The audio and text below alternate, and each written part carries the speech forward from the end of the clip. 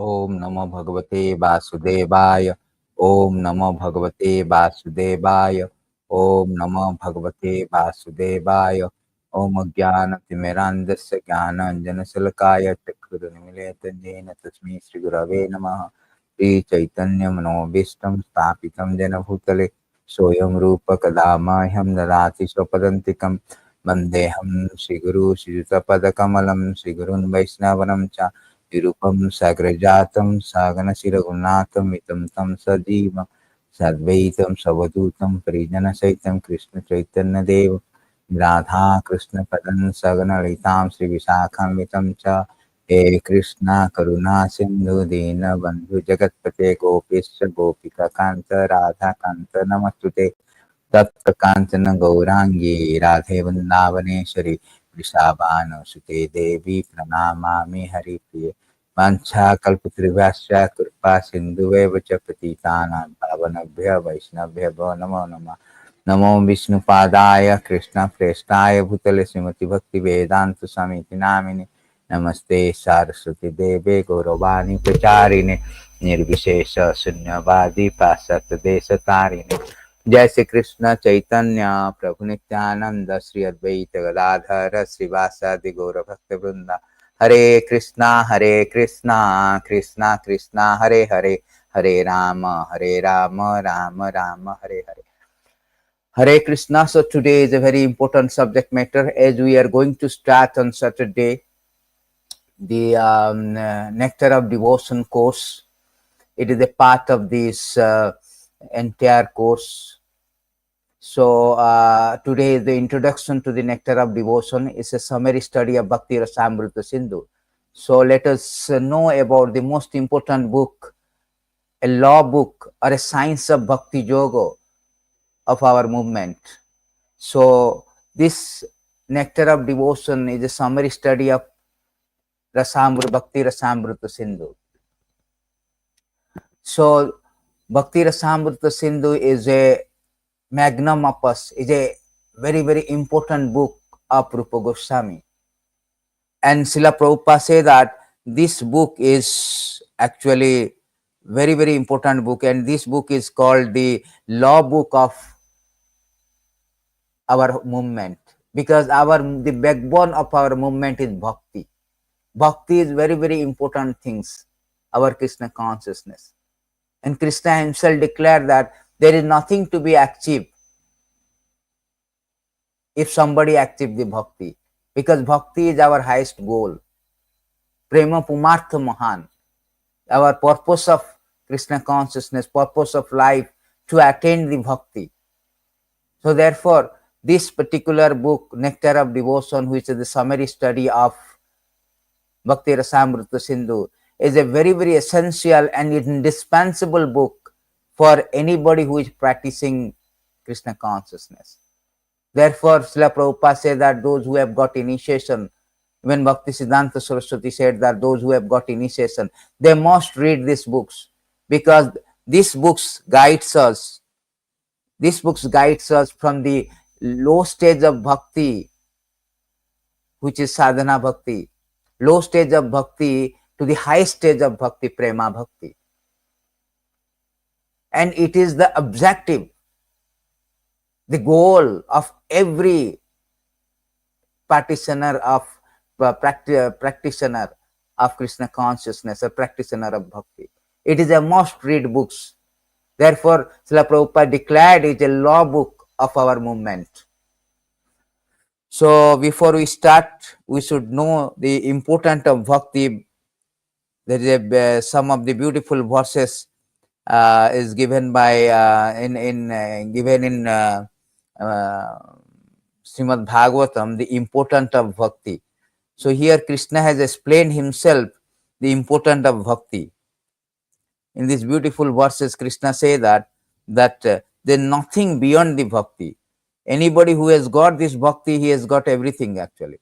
So in these beautiful verses, Krishna say that bhaktim labdhatta sadho kim anyat avishyasate mai ananta gune brahmani ananda anubhavatmani.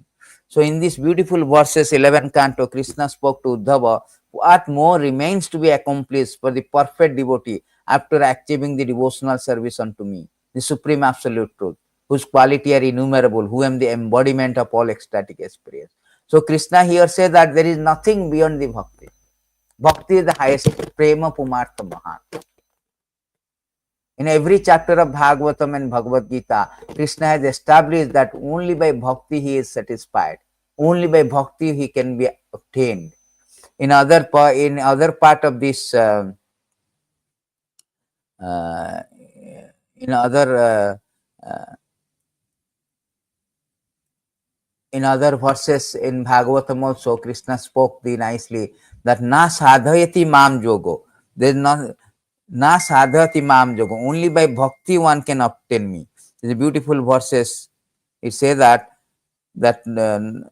in these beautiful verses, Krishna says to Uddhava again that only by bhakti one can obtain me. Na sadhayati mam yogo, na sankhya dharma uddhava, na sodhas tapastyaga jatha bhaktir mamorjita.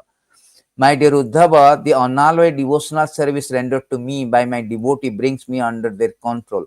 I cannot be thus controlled by those engaged in mystic yoga, Sankhya philosophy, pious work, Vedic study, austerity, or renunciation.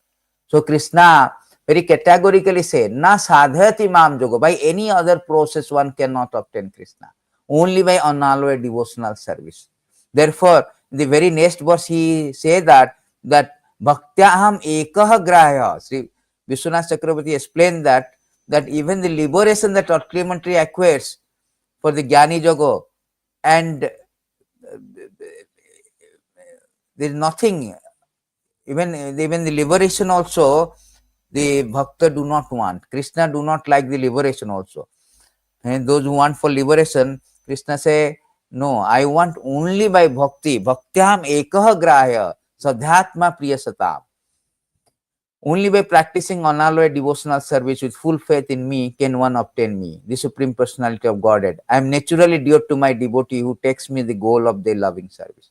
So therefore, it is established in all scripture that bhakti is the highest goal, and Krishna is obtained only by process of bhakti, no other process, by karma, jnana, any other sankhya, any kind of austerity, penance, only by bhakti. That is the final verdict of all the scriptures, conclusion of all scriptures, that by bhakti only.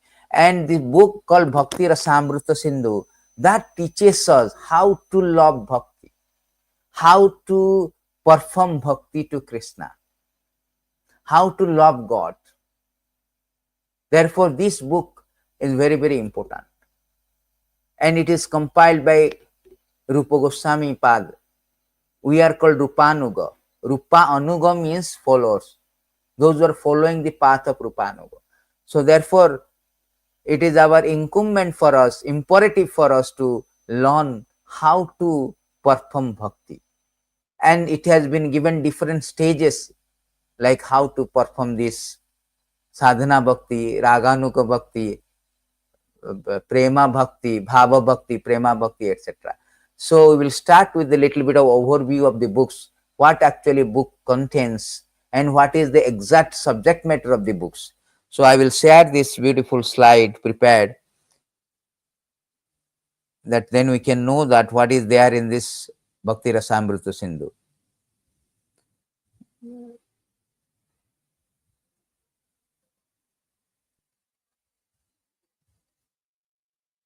So I can share the screen here. What is there in Bhakti Rasamrita Sindhu we can know now.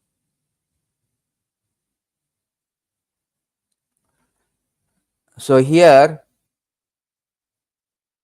Srila Prabhupada say that Srila Prabhupada called this Nectar of Devotion as a law book of ISKCON, our Hare Krishna movement, because our whole movement is founded on Bhakti Yoga. If Bhakti is not presented scientifically, then anyone can claim to be pure devotee and masses can be cheated. So therefore, Nectar of Devotion teaches what is real Bhakti. And with this, we can know who has real Bhakti and are they fit to be associated. Very, very, very important. Without understanding Bhakti, how one can perform Bhakti? Therefore, Prabhupada says that Bhakti is not a sentiment. It is very scientific. It is active things. And therefore, if Bhakti is presented very scientifically, with the evidences from Shastra, then one can know what is real bhakti. Also, one cannot be cheated. Otherwise, everybody claims that he is a pure devotee. So there is a symptoms of bhakti, symptoms of all kind of characteristic of bhakti, characteristic of different kind of bhakti is explained in this outline in this very wonderful book, Nectar of Devotion. So therefore, this book guides us, teaches us what is called real bhakti. And if we know what is real bhakti and we know the symptoms, then we can associate with the devotee who has got real bhakti, so that we can also obtain that bhakti. And this Nectar of Devotion is actually summary study of Bhakti Rasa Amrita Sindhu. So Prabhupada simplified the title as a Nectar of Devotion, because there are Bhakti Rasa Amrita Sindhu. If you try to decode it, it's a nectarian ocean of rasa of bhakti. But Srila Prabhupada made it very simplified Nectar of Devotions. That is Acharya. He knows how to make it very simplified. Otherwise, very difficult to know the each word. Bhakti, Rasa, Amrita, Sindhu. There are so many profound meaning of this particular title, Bhakti, Rasa, Amrita, Sindhu. Rupa Goswami is not just fanatically or very frivolously given this title, Bhakti, Rasa, Amrita, Sindhu. There is a profound meaning on this particular title. So Prabhupada made it very simplified for us so that we can understand the Nectar of Devotion. It's a 19th chapter Prabhupada has given in this book. So we will go through 19th chapter during our course from the Saturday's Zoom class. Today is just introductory. And before we know, we should know the author, the glories of author. Without glorifying the author, we cannot appreciate his book. Bhaktisiddhanta Saraswati used to say that I do not see the books, I see the author. If author is bona fide, if author is very much from the disciplic succession, then book has to be authentic. It has to be authentic. So here Rupa Goswami is the first disciple, the chief disciple of Chaitanya Mahaprabhu. So, and how he compiled it, Rupa Goswami? Rupa Goswami Nana Shastra Vicharan, after scrutinizingly study various literature, like a churning of ocean. It is churning all the scriptures. And Nana Shastra Vicharanang Upano Sad Dharma Sanstapaka. Whole intention is very clear, very transparent, very much,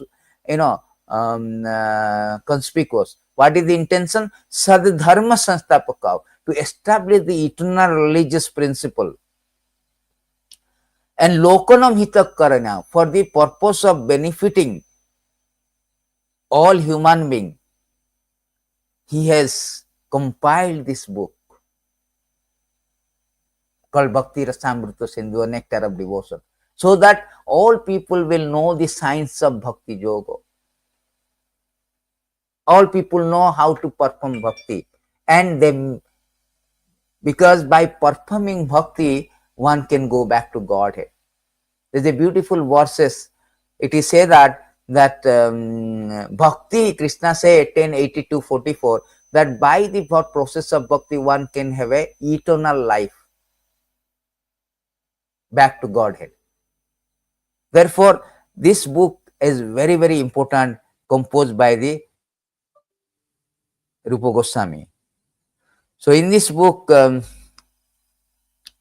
Prabhupada is writing that the exactly same way Lord, being anxious to revive the Vrindavan pastime of Lord Krishna, impregnated the heart of Rupa Goswami with spiritual potency. By his potency, Sri Rupa Goswami could revive the activities of Krishna in Vrindavan, activity almost lost to memory. In this way, he spread Krishna consciousness throughout the world. So Rupa Goswami was not ordinary, he was empowered. He is not only Acharya, he is empowered by Chaitanya Mahaprabhu. So Chaitanya Manobishtam Stapitam Rupam. So Chaitanya Manobishtam, Chaitanya Mahaprabhu's purpose, mission, to spread the Chaitanya Mahaprabhu mission, Rupa Goswami is empowered. Therefore, he can compile this very, very wonderful books that is called Bhakti Rasamrita Sindhu, Nectar of Devotions. So Rupa Goswami actually was a very, very high class Mandalapati Sreni. So, Taktyatunam Mandalapati. Taktyatunam, they are called minister in Muhammadian government. They are very high post. They are leaders. Like Rashtrapati is Mandalapati, means they are a minister. And Rupa Goswami was actually the finance minister in Nawab Hussain Shah. And Chaitanya Mahaprabhu but accepted Rupa Goswami because for Mahaprabhu principle is that anybody he knows the science of Krishna, he is accepted as higher position. Anybody knows. Kiba Vipra Kiba Nasi Sudra Kenaneha, Ohi Krishna Tattva Vita Sei Guru.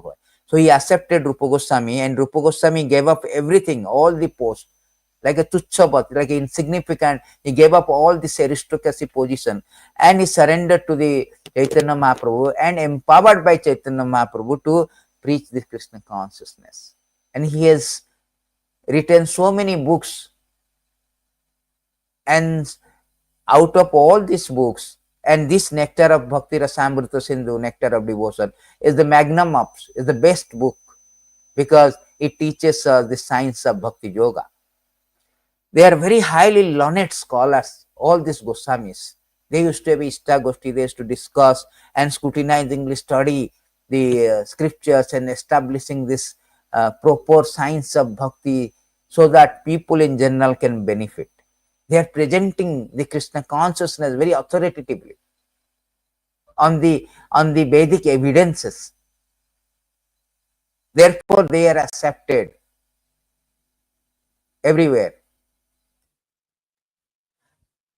And in this book, Rupa Goswami presented something called Bhakti Rasa. Bhakti means devotional service. Bhakti is not just inactive, inert, or just a sentiment, oh, I love you, I love Krishna. No, Bhakti is an active service. Active service. So, always active service. Devotional service means engage in the service of the Krishna. There is nothing called inaction here. So, Bhakti Rasa means Rasa kind of, the translation of Rasa is actually cannot be done in English. Therefore, Bhakti Siddhanta Saraswati Thakur somehow made a definition of Rasa as a mellow kind of relationship. So, Bhakti Rasa means this some kind of mellow relationship, kind of driving forces, kind of taste. Just like Prabhupada used to give an example that everybody has got some rasa. Supposing I am going to office, I have got some kind of rasa with office. Otherwise, why I am going? Some kind of rasa with my wife, some kind of rasa with particular activities I am doing. Otherwise, nobody will do. So there is some kind of taste, some kind of mellows, some kind of driving force is there. Therefore, Bhakti Rasa means this kind of driving force for Krishna. There is a difference between a two kind of rasa, mundane rasa and Bhakti Rasa. Mundane rasa, we will be satiated. There is a law of saturation. Supposing I love my wife, but at the time of death, I cannot continue to love. Either if I die or my wife dies. That rasa will be disrupted, terminated at the time of death. But Bhakti Rasa can never be terminated because Krishna is eternal, we are eternal. We are part and parcel of the Lord. And our loving relationship with Lord is eternal. Simply it has been now covered or dormant. Nitya Siddha Krishna Prema Sadhya Kabo Naya Sravanadi Shuddha Chitte Karyaika. In Chaitanya Chaitamrita, Chaitanya Mahaprabhu say that the Bhakti Rasa is already inherent in every living being, but it is now dormant. Because of contamination with Maya, it is now forgotten. It can be revived. That Bhakti Rasa cannot be terminated. It's just a dormant state now. It can be revived. It is an eternal process. Eternal process, that Bhakti. So this is called Bhakti Rasa. What is that Bhakti Rasa? Amrita Sindhu. What is that Bhakti Rasa? What is that taste? So that we can learn in this in this book actually. So therefore, Prabhupada says that mundane rasa is always, chapalas. Chapala sukha means there is no permanent happiness. It has no endurance. It doesn't long endure. So the in the definition of bhakti given by Prabhupada, that devotional service means prosecute Krishna consciousness activity that are favorable to transcendental pleasure of Supreme Lord Krishna. Any activity that are not favorable to transcendental favor of Lord cannot be accepted as devotional service. For example, great demon like Ravana, Kansa, Hiranyakashipu were always thinking of Krishna, but they were thinking of him as their enemy. This sort of thinking cannot be accepted as bhakti or Krishna consciousness. So here definition give that Krishna consciousness activity which is favorable. Anukulyena, Anukula means favorable. Anukulyena Krishnanusilanam. Favorable to the activities, any activity Krishna consciousness active, favorable to the pleasure of Supreme Lord. There are so many demons also, they are also doing activities. Krishna consciousness activities means hearing about Krishna, thinking of Krishna, doing service to Krishna, chanting about glorifying Krishna. All these activities are called Krishna consciousness activity, which is favorably done for the pleasure of. Kansa also thinking of Krishna, Hiranyakashipu also thinking of Krishna, but they are unfavorable. They do not think Krishna as a favorable, oh, my Lord, he is my master, he is my this. No, they are enemy. They are thinking Krishna is my enemy. Therefore, they are not called bhakti. Bhakti is always favorable. So that is the definition of bhakti given by Rupa Goswami and Srila Prabhupada. And what is the meaning of bhakti rasa? Rasa means kind of mellow juice relationship, kind of taste. And Krishna is called Akhila Rasamrita Sindhu, because he is the reservoir of all kind of pleasure, all kind of rasa. Everybody can connect it to Krishna in different way. Krishna says that everybody has connected with me. Different rasa, different relationship. Somebody is passive, somebody is adoration, somebody is neutrality, everybody is.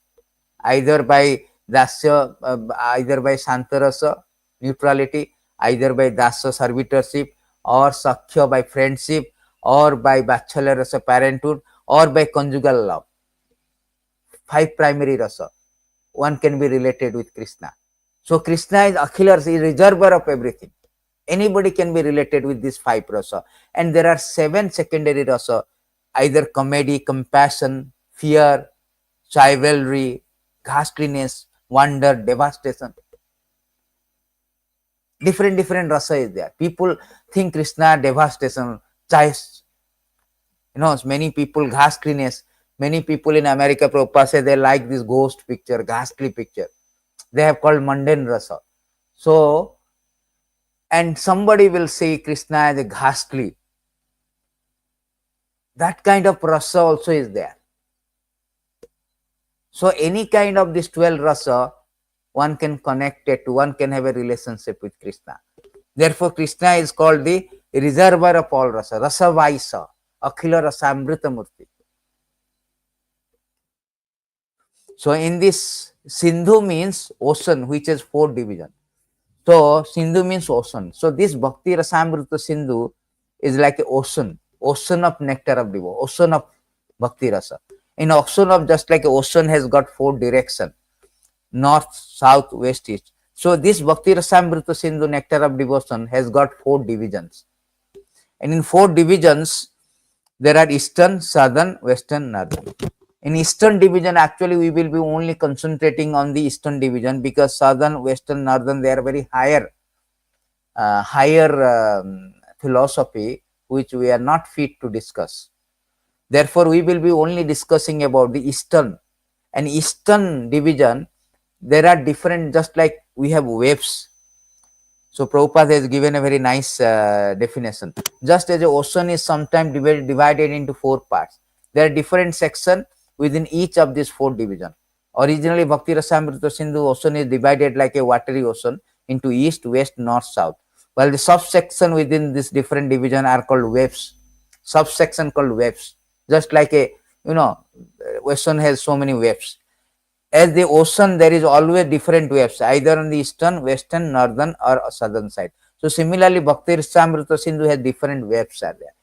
So we have got four direction, four parts, four division: Eastern Ocean, Southern Ocean, Western Ocean, Northern Ocean. Four division of the ocean. So in Eastern Ocean, we have got Samanya Bhakti, Sadhana Bhakti, Bhava Bhakti, Prema Bhakti. They are called four waves. So we will be discussing only Eastern division of Bhakti. And other also southern division, southern part, southern direction of the ocean has got Vibhava Bhakti, Anubhavas, Sattvika Bhava, Bhavicharini Bhava, Sthai Bhava. These are the very higher subject matter, but we should know what are there. So Western also called primary rasa. There are five primary rasa: Santa rasa, Dasya rasa, Sakhya rasa, Vatsala rasa, Madhurya rasa. The five rasas primary rasa in the Western division. And Northern division, the secondary rasa. Hasya means comedian, Adbhuta, wonderful, Veera, chivalry, Karuna, compassion, Raudra, ghastliness, Bhayanaka, sorry, Raudra means fear, very much fear. And Bhayanaka, ghastly. Bhayanaka means fear, Raudra means full of anger, Vivasta means ghastly, Maitri, Varistiti, and Rasabhasa. All the things are there in Northern division. So we will be studying about the eastern part of this Eastern Ocean, or eastern part of this ocean. Eastern part of the ocean has got four waves. Samanya Bhakti means overview of devotional service. Second wave called Sadhana Bhakti. Therefore, it guides us everything. What is overview of devotional? What is devotional service? Then Sadhana Bhakti, then Bhava Bhakti, then Prema Bhakti. So their bhakti is, you should know that what type of bhakti. Many of the students of Krishna consciousness, they do not know what kind of bhakti, what are the types of bhakti.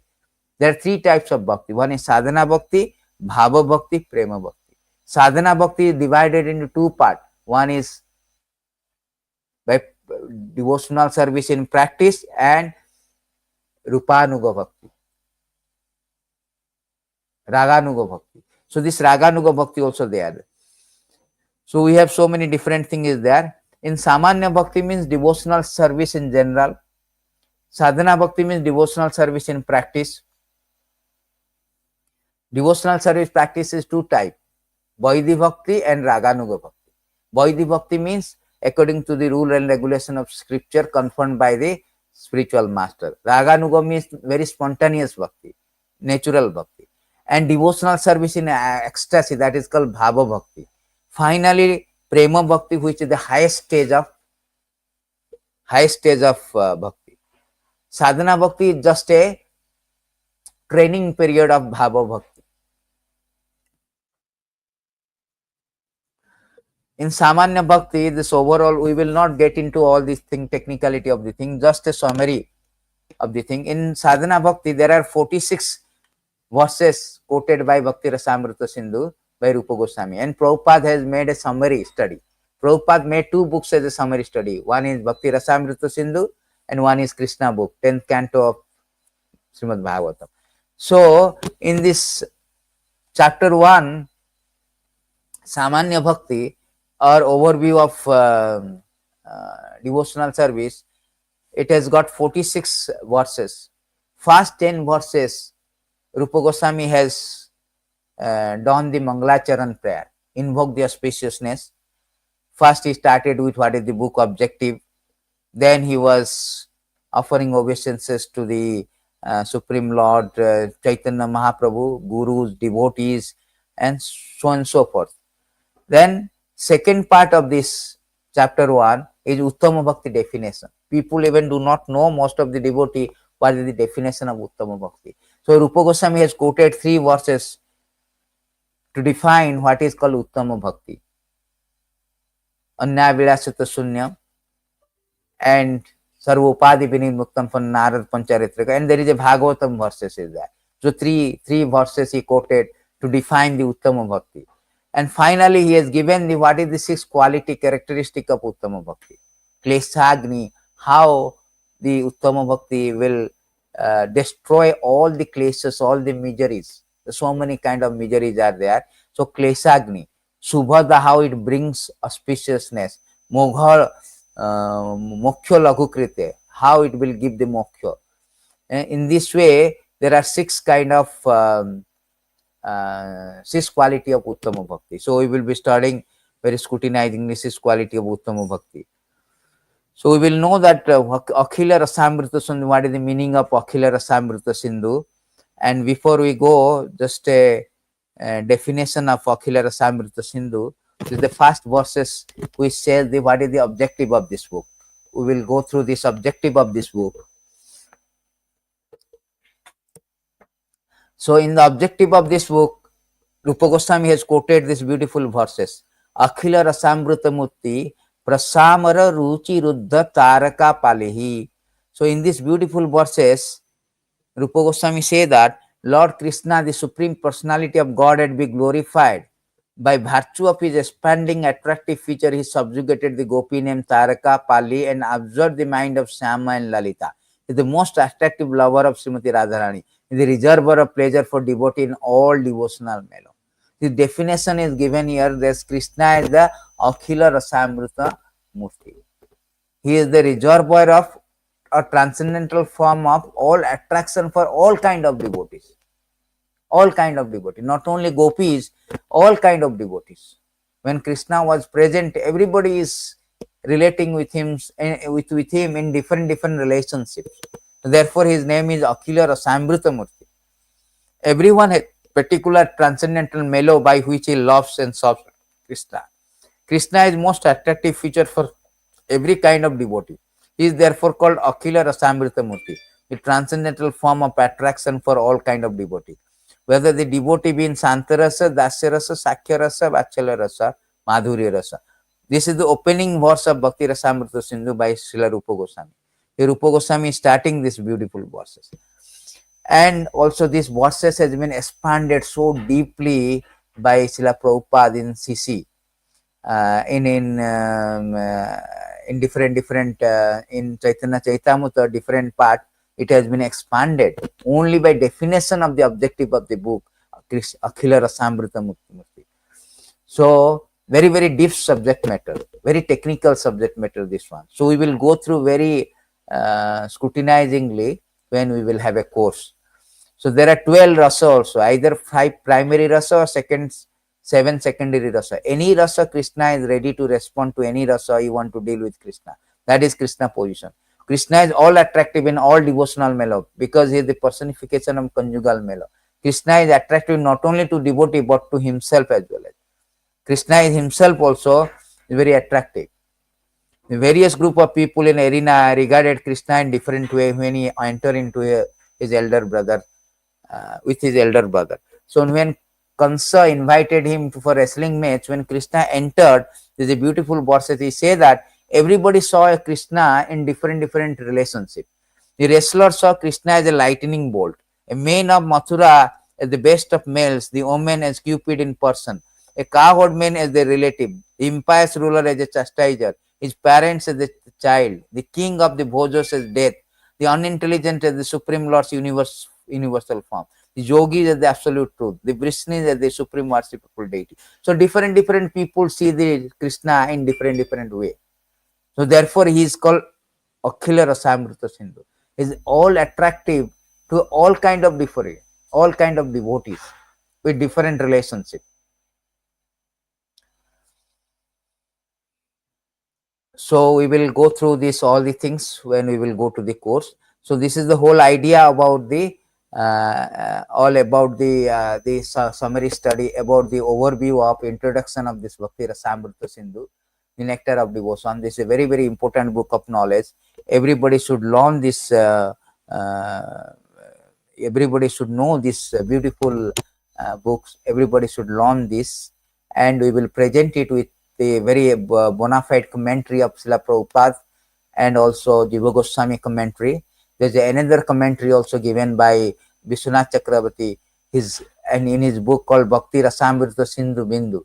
So we will present all the Acharya commentary and along with Srila Prabhupada's commentary while